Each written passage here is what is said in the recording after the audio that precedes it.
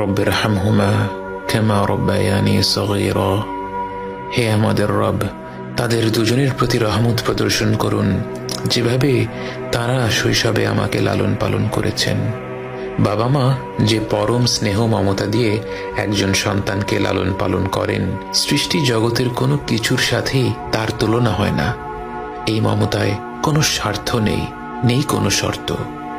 যখন আমরা আল্লাহর কাছে বাবা মায়ের জন্য দোয়া করি, আমরা পৃথিবীর পবিত্রতম মমতার কথা উল্লেখ করে রব্বুল আলামিনকে বলি, আমার রব, আপনি এইভাবেই তাদের উপর রহম করুন।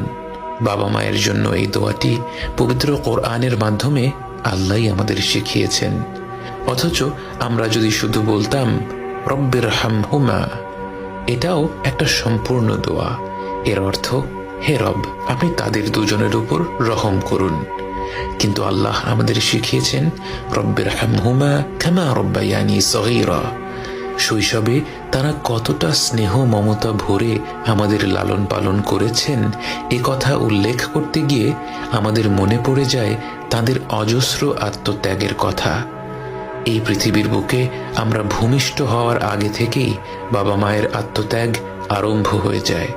রাত পেরাতে গর্ভবতী মায়ের ঘুম ভেঙে যায়, যখন তখন প্রচণ্ড ক্ষুধা পায়, শরীর খারাপ হয়, বমি হয়। বাবাকে সর্বদা সতর্ক থাকতে হয় গর্ভবতী মায়ের যখন যা প্রয়োজন সেটার ব্যবস্থা যেন দ্রুত করে ফেলা যায়। জন্মের পর থেকে বাবা মায়ের সময়সূচি বাচ্চাকে ঘিরেই গড়ে ওঠে। বাবা মা যখন হাত তুলে তাদের রবের কাছে দোয়া করেন, তার কতটুকু নিজেদের জন্যে আর কতটুকু সন্তানদের জন্যে তা তো কেবল আমাদের রবই জানেন। এবং তিনি জানেন বলেই আমাদের শিখিয়েছেন রব্বিরহামহুমা কামা রব্বায়ানি সগীরা।